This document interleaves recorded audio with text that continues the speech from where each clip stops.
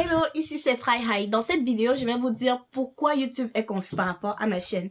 Cette vidéo va également vous aider à comprendre pourquoi il est possiblement confus dans votre cas aussi. Je vais vous montrer mes données analytiques de vidéos pour mieux vous expliquer la situation. Alors si vous voulez comprendre pourquoi YouTube ne recommande pas vos vidéos sur la page d'accueil, continuez à regarder cette vidéo. Au cours de ma carrière de YouTubeuse, oui, je considère YouTube comme étant une carrière. Je ne savais pas quoi faire comme vidéo. Tout ce que je savais, c'est que je voulais créer quelque chose, quoi. À l'époque, c'est-à-dire en 2017, je regardais énormément de YouTubeuses aux cheveux naturels qui donnaient des conseils pour entretenir les cheveux crépus et qui essayaient des produits sur une base régulière. J'ai alors décidé de baser mon contenu sur mon aventure capillaire puisque c'est ça qui était à la mode à l'époque.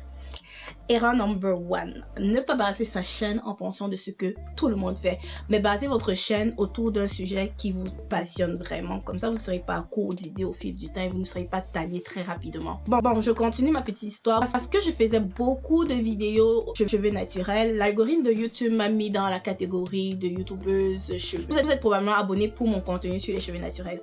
Aux yeux de YouTube, j'étais une experte en cheveux crépus. Ma vidéo la plus populaire et qui m'a apporté le plus de revenus est la vidéo sur le chébé. Et jusqu'à présent, cette vidéo a encore recommandé sur la page d'accueil de plusieurs personnes. Et ça m'a apporté au total 1600 abonnés. C'est presque le 1/3 de mes abonnés actuels. Elle m'apporte également 57 nouveaux abonnés chaque mois. Considérant que j'ai environ 100 nouveaux abonnés par mois, elle m'apporte plus de la moitié de mes nouveaux abonnés mensuels. Vous imaginez? Et grâce à cette vidéo, mes autres vidéos sur les cheveux naturels ont été recommandées et j'ai cumulé des centaines de milliers de vues autour des cheveux naturels. Normal que YouTube a fait de moi une experte dans ce domaine. Or, quand j'ai commencé ma chaîne YouTube, je ne me connaissais pas réellement. J'étais encore en train d'essayer de déterminer ce que je veux réellement faire dans la vie. Alors, j'ai commencé à expérimenter d'autres niches tout en restant confuse. Le résultat de ma confusion est que YouTube était confus, vous étiez confus et moi j'étais aussi confuse. Tout était à 100% de ma faute. YouTube ne sait plus dans quelle catégorie mettre ma chaîne, ne sait plus à qui recommander mes vidéos, donc on baigne dans un tourbillon de confusion là. L'année 2019 a été une année phare de ma vie sur l'aspect du développement personnel.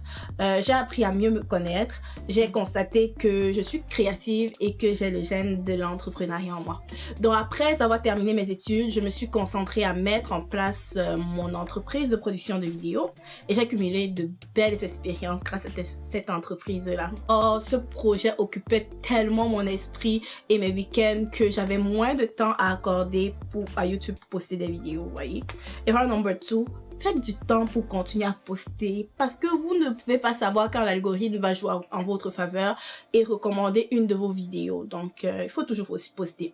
Donc, non seulement je ne postais pas assez, mais je ne postais plus sur les cheveux naturels. YouTube était donc au paroxysme de la confusion parce qu'étant experte en cheveux crépus et ne postant plus et postant sur d'autres sujets sans lui donner assez de contenu pour changer mon domaine d'expertise, il ne savait plus dans quelle catégorie me mettre. Vous comprenez un peu. Je fais cette vidéo pour remettre des pendules à l'heure. Il est temps. Et dire à YouTube que je sais finalement les 3 axes autour desquels va tourner ma chaîne. Donc, ça va tourner autour de l'entrepreneuriat, la création de contenu et aider les étudiants à trouver un choix de carrière en faisant des interviews d'étudiants qui ont réussi ou des travailleurs sur leur domaine d'études. Dernièrement, YouTube a commencé à comprendre. Il a commencé à comprendre que je veux prendre partiellement ou totalement ma retraite d'experte en cheveux crépus. Il a commencé à recommander une de mes vidéos dans laquelle je fais l'interview d'une comptable. Je lui pose des questions en fait sur son domaine d'études. Donc, on va accéder aux données analytiques de ma vidéo sur le chébé qui est ma vidéo la plus vue. Pour accéder aux données analytiques de vos vidéos, il suffit d'aller sur votre Creator Studio. Puis ensuite, vous allez chercher la vidéo pour laquelle vous voulez accéder aux données analytiques. Dans mon cas, c'est vraiment la vidéo sur le chébé que vous voyez ici. Vous cliquez sur Détails. Vous voyez la vidéo. Vous allez sur Analytique. Et vous allez sur... Ben ça, c'est l'analyse juste les 28 derniers jours. Maintenant, vous devez aller sur... depuis la mise en ligne pour voir vraiment l'analyse pour tout. Vous voyez ici que cette vidéo m'a donné 1600 abonnés en tout, ce qui fait 1/3 de mes abonnés actuels. Puis c'est pas mal ça. Et cette vidéo continue à me générer me donner des vues chaque mois. Et ça a 199 000 vues en tout. Et ici, vous pouvez venir voir 28 derniers jours. 28 derniers jours, vous voyez qu'ici que cette vidéo m'a donné 57 abonnés durant le dernier mois. Et comme j'ai eu 96 abonnés ce mois-ci, vous voyez que c'est plus de la moitié de mes nouveaux abonnés viennent de cette vidéo là. Donc j'imagine que ce sont des gens qui ont un certain intérêt pour les cheveux naturels et pour les traitements de cheveux crépus. C'est pour ça que je parle de confusion en fait et de YouTube. Donc c'est 57 ici. Puis lorsque je disais que YouTube commence un peu à comprendre, je parlais de la vidéo que j'ai faite avec une de mes amies. On va accéder aux données analytiques. Vous allez voir la courbe ici de mes vues pour cette vidéo là. Au départ, je n'avais pas vraiment beaucoup de vues. Comme le premier jour, j'ai 193 vues, deuxième jour 258 vues, etc. Ça évoluait très très lentement, mais à un moment donné, il y a eu une évolution un peu plus rapide, vous voyez. Une évolution un peu plus rapide parce que YouTube a commencé à comprendre que je veux changer en fait le contenu de ma chaîne, je veux varier un peu plus le contenu de ma chaîne. Puis il a commencé à recommander un peu plus cette vidéo là à mes abonnés. Et c'est grâce à cette vidéo là j'ai obtenu 44 nouveaux abonnés, ce qui est vraiment vraiment bon parce que dans certaines vidéos j'ai beaucoup de vues mais pas autant d'abonnés grâce à ces vues là. Donc j'imagine qu'il y a plusieurs d'entre vous, hello les 44 nouveaux. J'imagine qu'il y a plusieurs d'entre vous qui êtes intéressés par ce type de contenu. C'est pour ça que je vais interviewer des gens pour vous aider en fait à trouver un choix de carrière adapté en fait selon ce que vous voulez quoi. Donc je sais qu'il y a un de mes abonnés qui a voulu que j'interviewe quelqu'un qui a étudié en soins infirmiers ou en sciences infirmières ici au Canada.